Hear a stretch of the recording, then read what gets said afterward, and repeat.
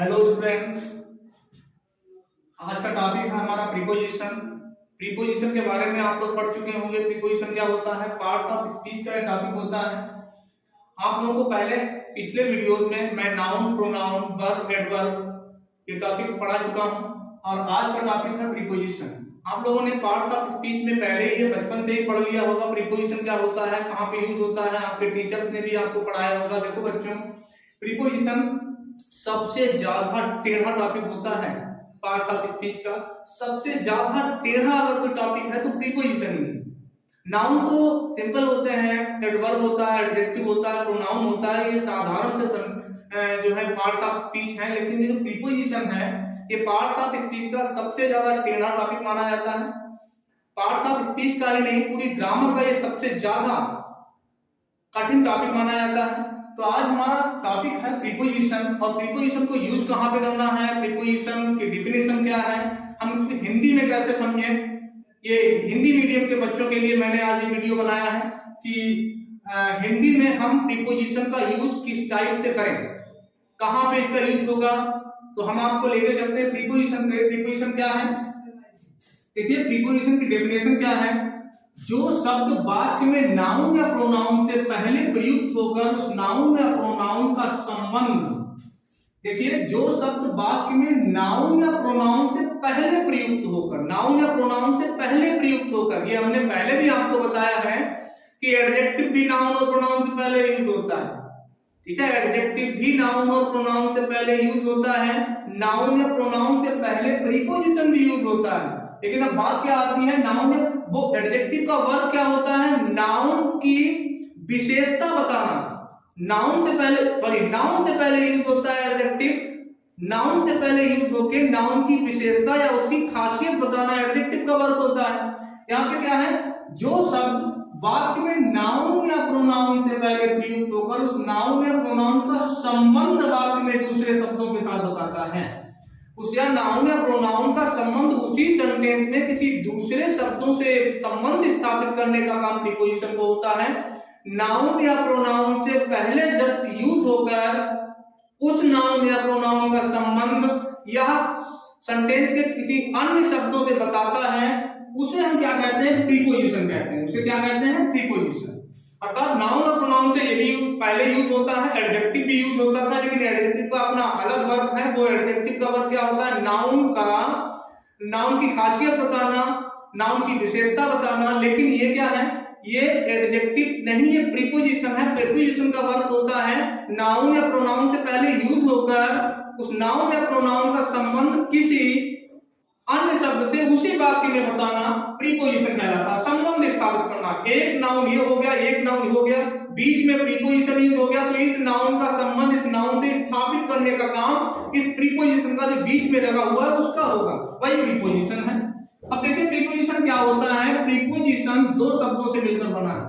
ध्यान से देखना, प्रीपोजिशन दो शब्दों से मिलकर बना है, प्री और पोजिशन।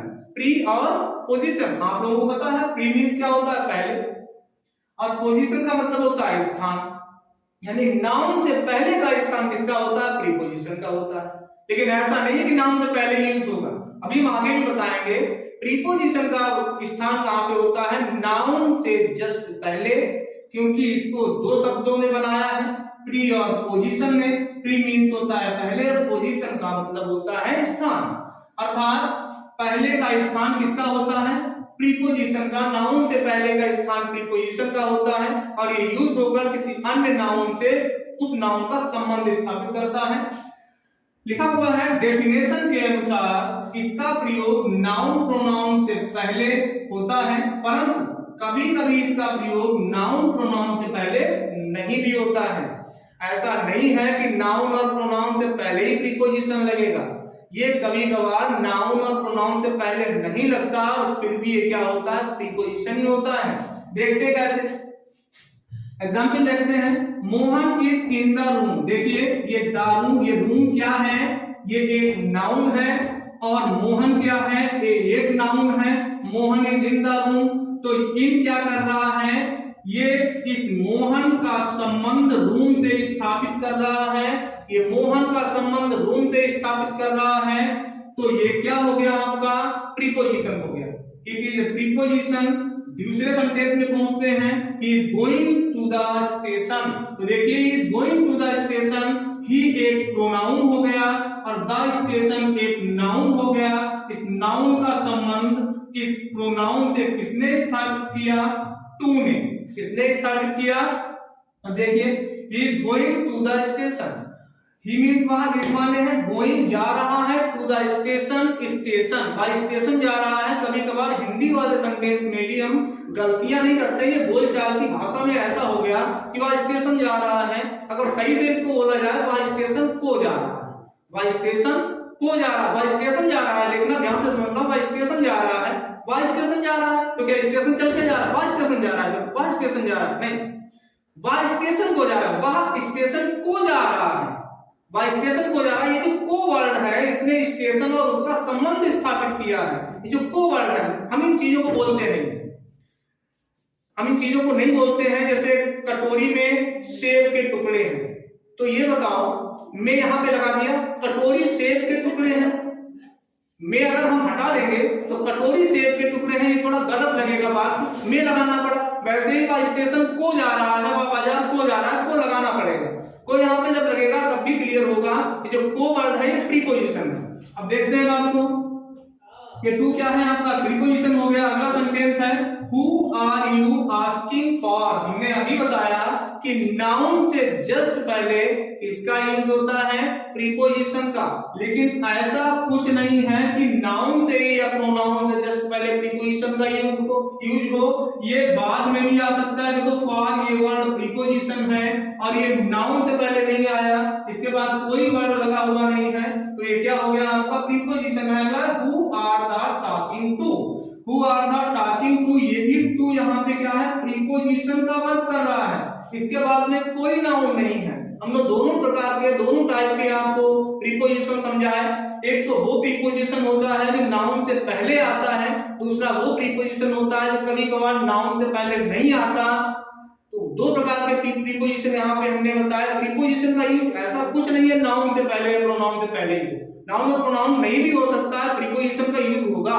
तो वैसे जनरली ज्यादातर प्रीपोजिशन का यूज कहां पे होता है?